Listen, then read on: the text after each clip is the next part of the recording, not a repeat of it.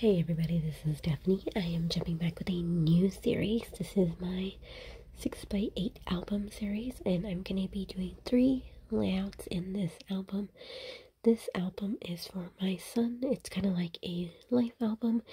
I created a 12x12 baby album for their first year, and then I'm making them a 6x8 album that consists of photos from their school pictures for every year, as well as birthdays, and just kind of blending them in one album for each child. So I'm working with Mason since I feel like it wasn't as much to catch up on since he's going into 3rd. So all I had to do was kindergarten, 1st, and 2nd. So I made 3 different spreads, each grade. We have kinder, we have 1st, and then we have 2nd. And I made some templates kind of based off the photos that I wanted to incorporate. So I also pulled out some supplies. For kindergarten, I'm going to be using this cute collection from Doodlebug. It is called School Days.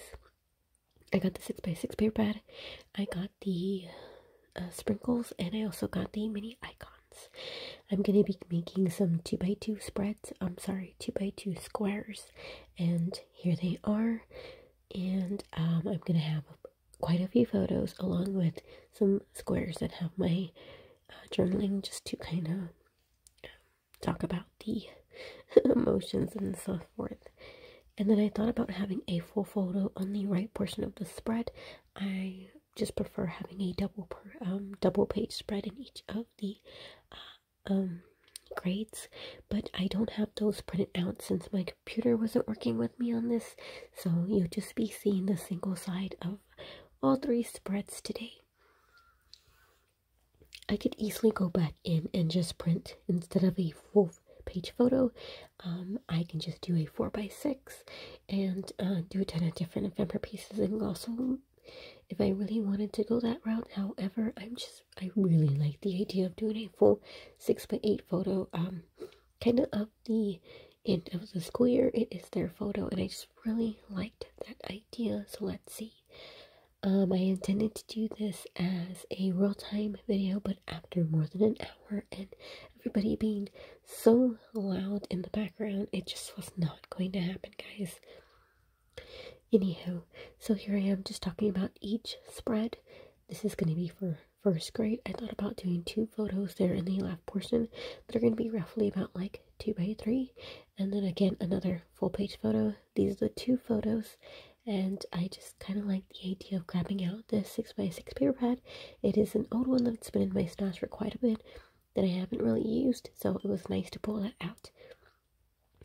I don't have a lot of ephemera pieces or anything to go with this, but I'm going to be cutting out things that are within this 6x6 paper pad. And I thought I can cut out some similar shapes of these rectangle photos to be the backing. And I really like this coral color that matches my husband's shirt. So that is my template and the supplies that I'll be using. Moving on to the next spread, which is going to be for 2nd grade. I am just pointing that I really like the idea of having a full page photo on the right side of this spread. Alright, we're moving on to the 3rd spread. I think this one was the quickest, and I actually really wanted to do this one first, just because I know exactly how I wanted it. However, I was patient and I went in order. So I am going to be doing a full page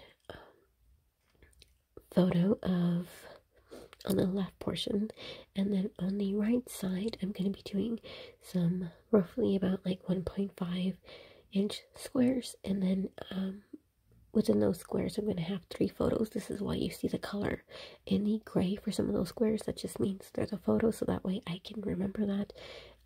And then the other ones that are regular white squares are just going to be pattern paper.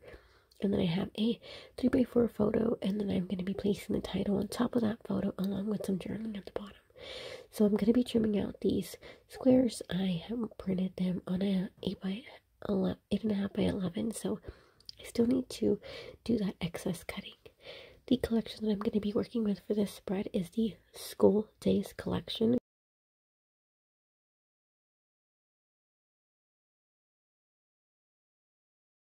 It is a Tracy Reed designed collection, and these papers are so beautiful, and I could not wait to cut some squares out of these. And that's going to be those little squares where I embellish and use these papers. And here is the square, super small. Now this is definitely something new for me, since normally I work in a 12 by 12 format, traveler's notebooks and so forth. So working in a 6 by 8 and just having a smaller layout, it was really different, but I really liked how quickly they whip up. Alright, I think I'm ready to begin. I'm going to move these aside and start with the first spread, which is kindergarten. I just gotta trim all these squares out. I'm gonna be using just plain white cardstock to begin as my background. I'm not gonna go too crazy for my first few spreads. I do like the idea of branching out, but you will not see that for this spread. Alright, all my squares are cut out. Again, I'm making a reference toward my template, since I want to make sure that the layout of where my squares are match my template, since I already have this all planned out and it just makes sense to go with the plan. So I'm adding in all my pictures, and I know I went too fast, but he was not happy to go into kindergarten as much as I was not happy. I loved having him home. He was my little guy, and I loved having him home as much as he loved being home. So he was not a happy camper. I was cracking out jokes and trying to lighten the mood, and he was just not having it. Of course, he loved school. He said it was a lot of work, but he ends up long term really enjoying school and just going. But it took a little while. So I'm pulling out some papers to think which one that I'm going to be using for those two squares. I thought about placing one as my title, but I just went with decorative, just because this collection, School Days from Jitterbugs, is so cute that I couldn't resist. I love all the colors that are it brings in, and it just looks nice, so why not? See, this is very little embellishment for so many photos and my journaling that I don't really need to think too hard on trying to cover up all the blank spaces or white space, because there wasn't really much.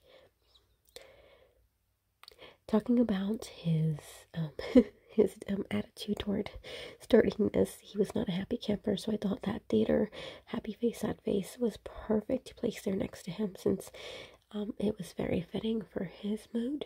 So I kind of make this little collage along this square, kind of making my own pattern paper, and I really like the way it came out. So when I do my the right side portion of the full photo, I think at the bottom I'll be placing a bigger title along with my, just a bigger title that's gonna say kindergarten.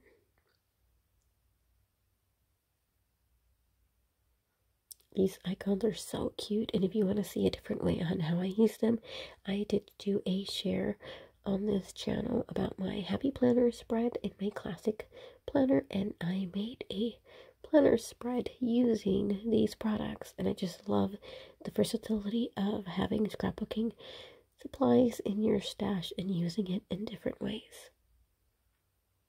Alright, my little cluster looks so cute. I keep it super simple with the second square, since it is already a busy pattern paper, by just adding in one of my little sprinkle images. I believe it's the crayon. Oh, I did want to pop up this little guy right here, just because I feel like it was the main focal piece, and I just wanted to add some dimension to pull it apart from the busy pattern paper of stickers that I just made.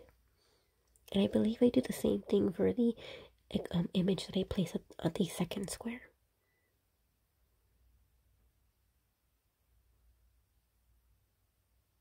And there it is, so cute. There it is, all tucked in. Now let's work on the next one. Super simple. I thought about placing the paints, I think. Oh, I do place them there, kind of just to help pop them off of the pattern paper. I could have easily placed some, what do you call that? Foam tape. I already forgot. And I decided not to. I really wanted just to have it on this sticker right here. I could have totally went crazy with these stickers, but I know I was hoarding them, and there wasn't really a lot to need to decorate on this spread. Look at that. The cutest, I swear.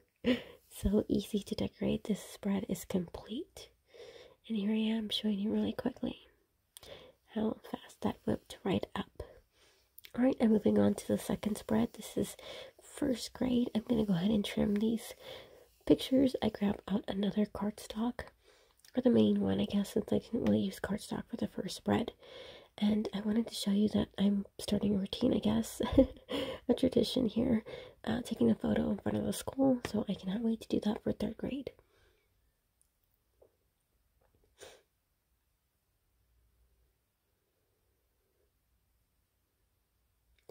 Alright, I'm pulling out all the pattern papers. My idea for the this spread, I know on the template I didn't show additional rectangle squares in back of the photo, but I knew I wanted to place some rectangles within the same size of my photos, kind of like a pile of pattern papers in the back along of it somehow. So that's what I had in mind. Now you see me looking through these pattern papers. I was looking for somewhere to be able to do my journaling, and I ended up going either with this one or with the one to the right. But what I decided to do was that I would just place my journaling as the second page of this spread. So all that worrying, and I don't even end up needing to really leave a space for my journaling. As you can see, there's a lot of pattern papers, but they're going to get cut down here in a bit. I was actually very hesitant to use this paper collection since it kind of has like a vintage feel, but as you see the colors, they kind of really match with along with my husband's shirt and from the blues from his outfit. Alright, and also as well as that yellow that's in the photo. Speaking of the yellow, I thought this would be perfect for the background, but after a while I will change it just because I felt like it was kind of intimidating and overpowering the spread. I feel like working in a smaller format was actually more of a challenge than doing a 12 by 12 at first, just because it's something new, but I really end up loving each process. And here, this is where I made that change. I realized the back of this paper works perfectly as the background. I do grab out one more just to kind of anchor it all together. I try to bring this yellow paper back in yet again. I'm trying to have a spot to journal. But you notice as I pull it down, it leaves a white blank spot at the top. And it was just too distracting that I could not do it. So I'm going out for this type of green circle paper. And I love this so much more because I feel like it made it kind of symmetrical on both the top and bottom portion when I cut it and adhere it in the middle of my spread. Noticing that pink paper that kind of matches my husband's shirt, I felt like it was really dominating the left portion and there wasn't enough of that color or any like a darker color for the right spread. So this is why I brought in one more square or rectangle. And I had a helper there on the left portion of my desk. And you see those things kind of, you can tell my desk is not really clean when I do this. Anywho, so this is how the spread's going to be. I just need to commit, and it takes me a while, guys. This one is the one that I had the most trouble with because I had the idea there, but I didn't know how to properly execute it. But I did keep trying until I got it successfully, so that's the best part. I really like the way it's coming out. I think this is the part where I'm gonna just, there was too many straight lines, too many rectangles, and too many just boxes. So here, this is where I add in some paper tearing technique, and I brought this in from Traveler's Notebook. Spreads that I've done that I really enjoyed doing it so much more. It just helped. I don't know. It just helped. It made me feel so much better that it wasn't all lines and squares and rectangles. So I went ahead and pulled out some alphabets. I had some green ones from this brand, LA Studio, but I didn't have all the letters. Super bummed. But I figured this was a better choice since there was blue in his outfit, and I don't really have blue in any of the papers. So I thought this was perfect. I'm going to be adding some foam tape in the back of these pictures just to help add some dimension and give them pop.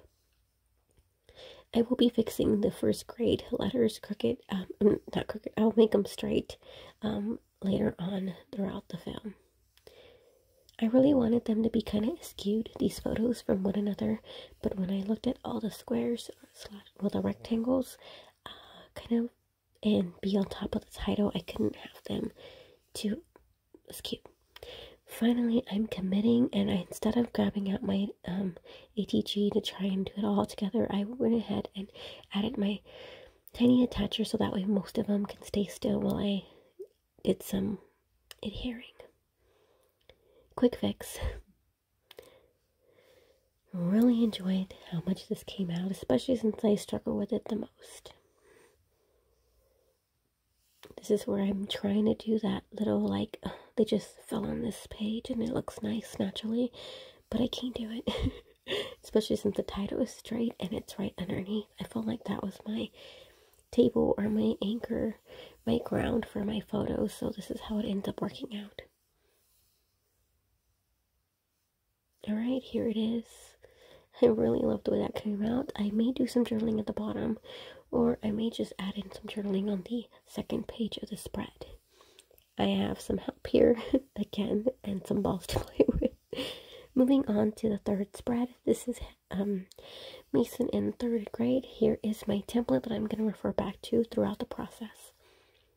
So I'm adding in 4 photos total, and then the rest are going to be pattern paper squares out of this collection, which is by Tracy Reed Designs. It's called School Days.